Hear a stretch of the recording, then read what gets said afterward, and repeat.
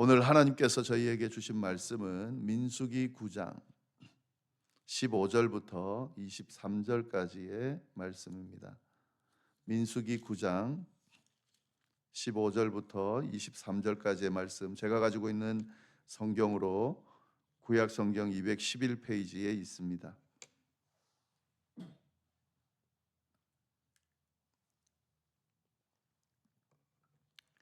민수기 9장 15절부터 23절까지의 말씀 우리 함께 교독하도록 하겠습니다. 성막을 세운 날에 구름이 성막 곧 증거의 성막을 덮었고 저녁이 되면 성막 위에 불 모양 같은 것이 나타나서 아침까지 이르렀으되 항상 그러하여 낮에는 구름이 그것을 덮었고 밤이면 불 모양이 있었는데 구름이 성막에서 떠오르는 때에는 이스라엘 자손이 곧 행진하였고 구름이 머무는 곳에 이스라엘 자손이 진을 쳤으니 이스라엘 자손이 여호와의 명령을 따라 행진하였고 여호와의 명령을 따라 진을 쳤으며 구름이 성막 위에 머무는 동안에 그들이 진영에 머물렀고 구름이 성막 위에 머무는 날이 오랠 때에는 이스라엘 자손이 여호와의 명령을 지켜 행진하지 아니하였으며 혹시 구름이 성막 위에 머무는 날이 적을 때에도 그들이 다만 여호와의 명령을 따라 진영에 머물고 여호와의 명령을 따라 행진하였으며 혹시 구름이 저녁부터 아침까지 있다가 아침에 그 구름이 떠오를 때에는 그들이 행진하였고 구름이 밤낮 있다가 떠오르면 곧 행진하였으며 이틀이든지 한 달이든지 1년이든지 구름이 성막 위에 머물러 있을 동안에는 이스라엘 자손이 진영에 머물고 행진하지 아니하다가 떠오르면 행진하였으니 곧 그들이 여호와의 명령을 따라 진을 치며 여호와의 명령을 따라 행진하였고 또 모세를 통하여 이르신 여호와의 명령을 따라 여호와의 직임을 지켰더라. 아멘. 네, 오늘 민수기 9장 15절부터 23절까지의 말씀은 굉장히 은혜로운 말씀입니다. 하나님께서 이스라엘 백성들을 광야 가운데서 어떻게 인도하셨는지, 보호하셨는지에 대한 내용이 잘 드러나 있기 때문에 그렇습니다. 이스라엘 백성들이 광야에서 그 긴 세월을 어떻게 살았을까? 특히 우리 아리조나에 사는 분들은 너무 잘 알죠.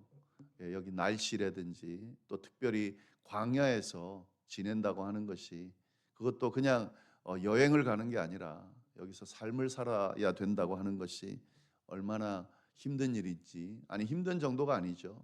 살기가 불가능한 곳에서 산 거죠. 잘 알고 있는데 그 광야 생활을 그 수많은 사람들이 어떻게 잘 감당했을까? 하나님의 인도하심이 있었다 하는 거죠. 그 하나님의 인도하심 때문에 그들이 그 광야 생활을 감당할 수 있었다 하는 겁니다. 오늘 내용을 보면은 하나님께서 구름 기둥과 불 기둥으로 이스라엘 백성들을 인도하시고 광야 생활을 감당하게 하셨다는 것을 잘 알 수가 있습니다. 그 내용을 한번 보겠습니다. 15절부터 16절, 15절, 16절 말씀 보시면 제가 읽겠습니다. 성막을 세운 날에 구름이 성막 곧 증거의 성막을 덮었고 저녁이 되면 성막 위에 불 모양 같은 것이 나타나서 아침까지 이르렀으되 항상 그러하여 낮에는 구름이 그것을 덮었고 밤이면 불 모양이 있었는데 성막을 세운 날 하나님께서 명령하신 대로 성막을 하나님의 임재가 있고 하나님을 만나는 또 하나님께 제사를 드리는 그런 성막을 세운 날에 일어난 일인데 어떤 일이 일어났냐면 구름이 성막 곧 증거의 성막을 덮었다 하는 거죠. 그리고 저녁이 되면 이게 이제 낮에 일어난 일이고 저녁이 되면 성막 위에 불 모양 같은 것이 나타나서 아침까지 있더라. 그리고 성막을 세운 그날에만 있는 것이 아니라 그렇게 구름 기둥과 불 기둥이 나타난 그때부터 항상 그러하여 낮에는 구름이 그것을 덮었고 밤이면 불 모양이 있었다. 구름 기둥과 불 기둥은 하나님의 임재를 드러내는 거죠. 낮에는 구름으로 밤에는 불기둥으로. 그렇게 하나님께서 당신의 임재를 드러내시면서 이 하나님께서 이스라엘 백성과 함께 하신다는 것을 드러내 주셨습니다. 구름 기둥이라는 것은 이제 해를 가리는 거죠. 그늘을 허락하셨다는 거고, 불 기둥이라는 것은 밤을 밝히고 또 따뜻하게 하는 그런 역할을 했을 텐데, 이렇게 하나님께서 때마다 낮에는 낮에대로 밤에는 밤에대로 상황마다 내내 항상 그러하였다. 24시간 내내 그렇게 지켜주셨다, 함께해 주셨다 하는 그런 의미입니다. 광야 생활을 우리가 좀 자칫 오해할 수 있는데요. 이 40년의 광야 생활을 이스라엘 백성들이 잘 감당했다라고 할 때에 그들이 잘 참았구나, 잘 견뎌냈구나, 이렇게 우리가 생각할 수 있습니다. 맞습니다. 그러나 사실은 만약에 어떤 보호하심이나 인도하심이 전혀 없이 그들이 광야에서 단순히 인간적인 능력으로, 노력으로 버텨내고 이겨낼 수 있었을까? 그렇지 않습니다. 하나님의 그 어떤 보호하심이나 인도하심, 지키심 없이 광야 생활을 그 수많은 사람들이 단순히 지키면서 인내하면서 견뎌내면서 감당해낼 수 있는 것이 아니죠. 그 부분을 알아야 됩니다. 우리가 자칫 잘못하면 이렇게 하나님의 백성들이 광야에서 견뎌냈구나, 지켜냈구나, 감당해냈구나, 뭐 이렇게 생각할 수 있는데, 맞지만 아무것도 없이 그렇게 한 것은 아니다라고 하는 거죠. 그렇게 할 수도 없고요.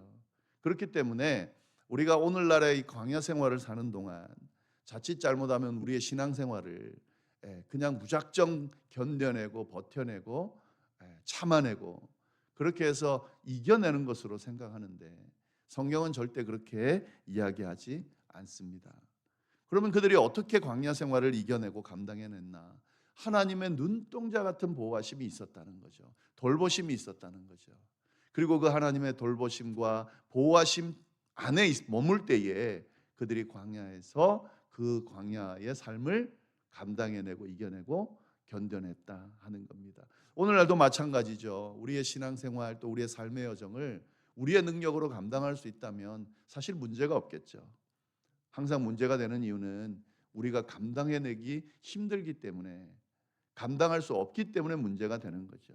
그럼에도 불구하고 우리가 감당할 수 있는 이유는 하나님께서 눈동자같이 우리를 지키시고 보호해 주시고 인도해 주시기 때문에 우리가 지금 감당하고 있는 거죠.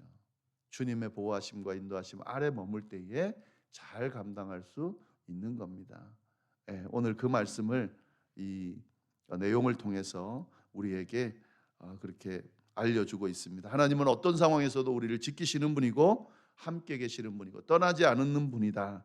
그 하나님을 믿는 자들은 항상 하나님의 보호하심과 인도하심 아래 있을 수 있고, 그리고 그러므로 말미암아 광야 같은 이 세상을 능히 승리하며 감당할 수 있다. 그 부분을 좀 잘 보시기를 바랍니다. 그리고 17절부터 19절 말씀을 좀 보시면 같은 내용이긴 한데 조금 다르게 표현되어 있습니다.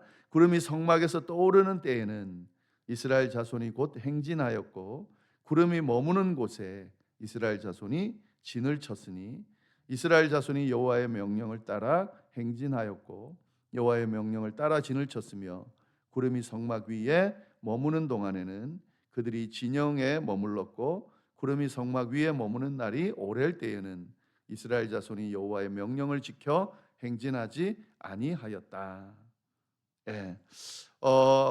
여기서 보시면은 그 하나님의 이 임재죠. 임재와 인도하심에 이스라엘 백성들이 어떻게 반응했는지가 잘 드러나 있습니다.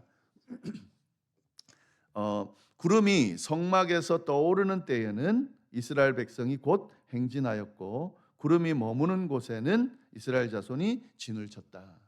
구름이 어떻게 하냐에 따라서 이스라엘 백성들이 움직이거나 진을 쳤다 하는 겁니다. 그래서 이게 지금 하나님께서 이렇게 명령하셨거든요. 구름이 떠오를 때에 그때는 행진해라. 그리고 머무를 때는 머물러라 라는 명령을 주셨는데, 이스라엘 백성들이 이 명령대로 하나님의 인도하심대로 순종하는 모습을 보여주고 있습니다. 예. 그러니까 이들의 광야 생활에서 이 굉장히 중요한 부분은 하나님의 보호하심과 인도하심이 있었다는 것도 중요하지만 그 하나님의 보호하심과 인도하심에 전적으로 순종했다는 것이 아주 중요합니다. 이게 우리가 그 이스라엘 백성들이 자기 마음대로 하면서 하나님 도움이 필요할 때는 따르고 구하고 따르고 하나님의 도움이 필요할 때는 전혀 무시하고 그렇게 살지 않았다는 것을 잘 알 수가 있습니다. 그들은 철저하게 하나님의 인도하심 안에 머물렀고 하나님의 인도하심과 명령에 따라서 삶을 살았다. 그렇기 때문에 광야에서 그 일들을 감당할 수 있었다 하는 거죠. 오늘날도 마찬가지입니다. 하나님의 인도하심과 보호하심이 있습니다.